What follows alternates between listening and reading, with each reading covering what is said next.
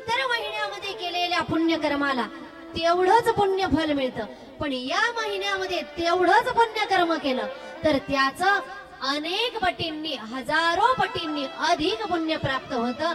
असा हा अधिक महिना आहे. म्हणून आपण म्हणतो अधिकस्य अधिकम फलम. म्हणून या महिन्यामध्ये काय केलं पाहिजे तर म्हणतात दान धर्म केला पाहिजे. कोणतं दान करायचंय? दान करत असताना आपण कोणतंही दान करू शकतो. सुवर्ण दान असेल, वस्त्रदान असेल, ज्ञानदान असेल, गौदान असेल, धान्यदान असेल, दीपदान असेल, जे आपल्याकडे आहे ते दान आपण केलं पाहिजे. जरुरी नाही की धनाचंच दान केलं पाहिजे. अजून एक विशेष गोष्ट, या महिन्यामध्ये 33च्या संख्येमध्ये जसं बतासे दान करतात पण 33च्या संख्येने दान करतात. अनारसे बनवले 33च्या संख्येने दान करतात. आणि दान करत असताना त्याच्यावर दीपदानाचंही विशेष महत्व आहे. दीपदानही केलं जातं. आपल्याकडे जे आहे ते दान करा, त्याच्यासोबत दीपदानही केलं जातं. दीपदान कुठे केलं पाहिजे? एखादी नदी असेल त्या नदीच्या किनाऱ्यावर दीपदान केलं पाहिजे. अधिकाधिक दीपदानाचं महत्व असं आहे की अधिक महिन्याच्या पोथीमध्ये आलेलं आहे, जोही कुणी दीपदान करतो त्याच्या घरामध्ये कधीही धनाचा अभाव राहत नाही. जो दीपदान करतो पुढच्या जन्मी त्याला सुंदर अशी अंग क्रांती प्राप्त होत असते, दिव्य देह प्राप्त होत असतो. दीपदान करणाऱ्या व्यक्तीच्या घरामध्ये कधीही दारिद्र्य येत नाही.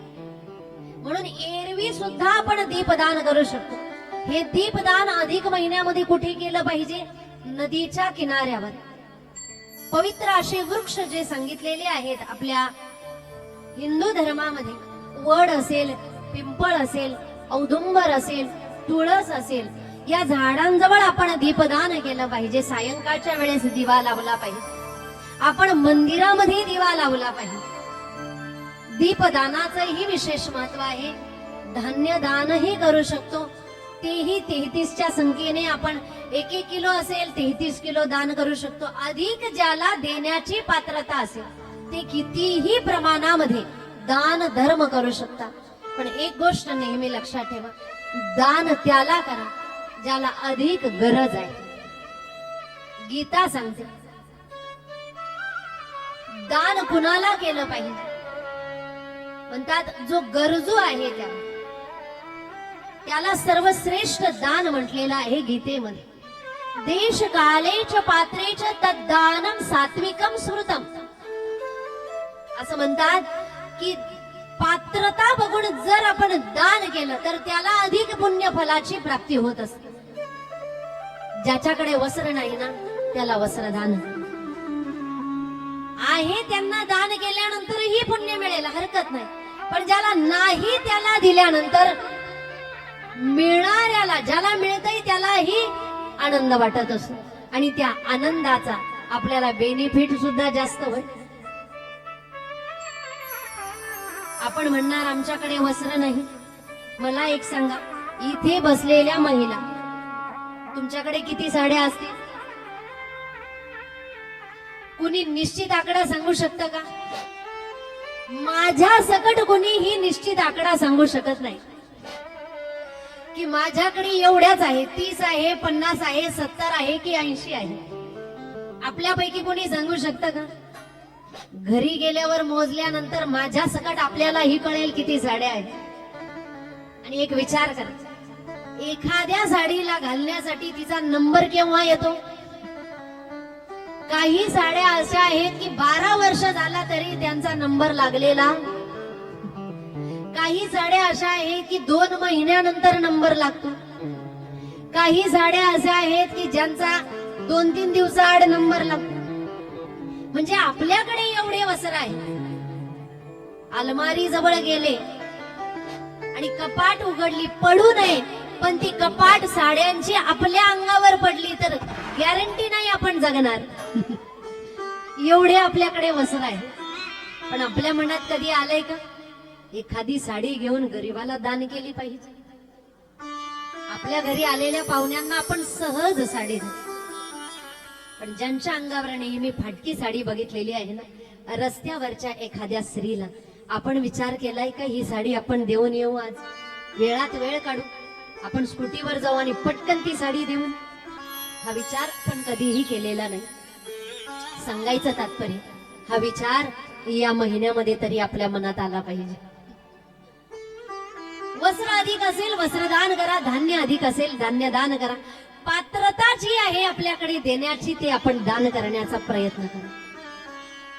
म्हणून दान करत असताना ब्राह्मण देवतांना दान करण्याचा विधी सांगितलेला आहे.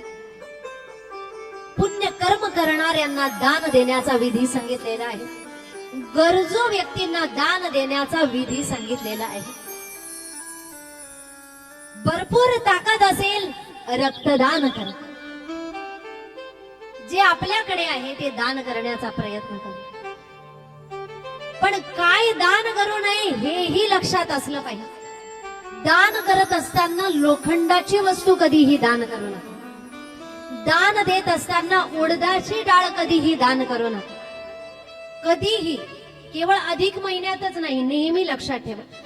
आपण पितृपक्षामध्येही दान करत असतो, आपण श्रावण महिन्यामध्येही दान करत असतो, आपला ज्या दिवशी उपवास आहे आपण त्याही दिवशी दान करत असतो, अधिक महिन्यामध्येही दान करत असतो. केव्हाही दान करणार तर दान करत असताना काळ्या रंगाचे वस्त्र कधीही दान करू नका. म्हणजे काही गोष्टी दान करण्यासाठी निषिद्ध सांगितलेल्या आहेत. आपण तांब्याची वस्तू दान करू शकतो, आपण पितळाची वस्तू दान करू शकतो. आपली जर पात्रता नसेल, आपण जास्तीत जास्त स्टील वापरतो, आपण स्टीलची ही वस्तू दान करू शकतो, पण लोखंडाची वस्तू कधीही दान करू नये. जेही दान करणार ते योग्य प्रमाणामध्ये आणि योग्यच दान करा. बऱ्याच ठिकाणी असं घडतं. आता सांगूच का, शेवटच्या दिवशी ग्रंथपूजन असतं, पण ग्रंथपूजनाच्या दिवशी लोक धन ग्रंथावर टाकण्यासाठी पैसे घेऊन येतात.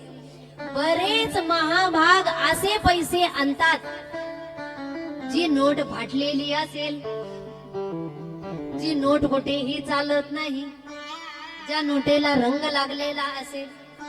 म्हणजे लोक चालाकी करतात. मंदिरात जरी निघाले, 500ची नोट असेल तर गाडी थांबवून एखाद्या दुकानामध्ये आपण पैसे सुट्टे करतो का, दानपेटीत टाकायचे आहे म्हणून. मला एक सांगा, देवाला नोटा कळत नाही की चालत नाही? चालतात आणि कळतातही. म्हणून सुट्टेच त्या ठिकाणी दिले पाहिजे असं नाही. देवाने जर आपल्याला पात्रता दिली असेल ना, जितकं जास्त दान केलं तेवढं आपल्या खात्यामध्ये आपलं दान लिहिलं जाईल, तेवढ्या अधिक पटीने आपल्याला पुण्यफलाची प्राप्ती होईल. म्हणून अधिक महिन्यामध्ये दानाची तर गोष्ट महत्वाची आहे, पण नामस्मरणाच्या रूपाने सुद्धा आपण पुण्य वाढवू शकतो. आपण ग्रंथ वाचनाच्या निमित्ताने पुण्य वाढवू शकतो. गाथा असेल, ज्ञानेश्वरी असेल, रामचरितमानस असेल, आपल्याला ज्या देवावर ज्या संतावर जास्त भाव असेल, आपण तो ग्रंथ, आपली जी ही इच्छा असेल, आपण ग्रंथाच्या निमित्ताने, पारायणाच्या निमित्ताने पुण्यकर्म अर्जित करू शकतो. नामस्मरणाच्या रूपाने पुण्यकर्म अर्जित करू शकतो. म्हणजे पुण्यकर्म वाढवण्यासाठी दान धर्म आहे, पारायण आहे, तीर्थयात्रेलाही जाऊ शकतो. जसं तुम्ही सर्वजण तीर्थयात्रा करण्यासाठी या पुण्यक्षेत्रामध्ये आळंदीमध्ये आलेले आहात, तसं अनेक जण अधिक पुण्यफलाची प्राप्ती करण्यासाठी एखाद्या धामामध्ये दर्शनाला जातात, एखाद्या तीर्थावर स्नानासाठी जातात.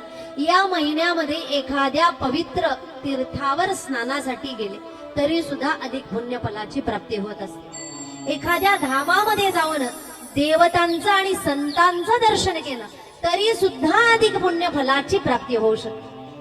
म्हणून हेच पुण्य अर्जित करण्यासाठी आपण या ठिकाणी आलेलो आहोत आणि ग्रंथराज ज्ञानेश्वरीचं पारायण आणि त्याच सोबत या ठिकाणी शिव महापुराणाच्या निमित्ताने भगवान सिद्धेश्वराची सेवा करण्यासाठी आपण या ठिकाणी शिव पुराण कथा श्रवण करणार आहोत. भगवान महादेवाचं दिव्य असं चरित्र श्रवण करून आपण या ठिकाणी अधिक पुण्य फलाची प्राप्ती अधिक महिन्यामध्ये करणार आहोत. याच अट्टहासाने या ठिकाणी आजच्या प्रथम दिवसाला या पवित्र अशा ग्रंथाला या ठिकाणी प्रारंभ आपण या ठिकाणी करतोय.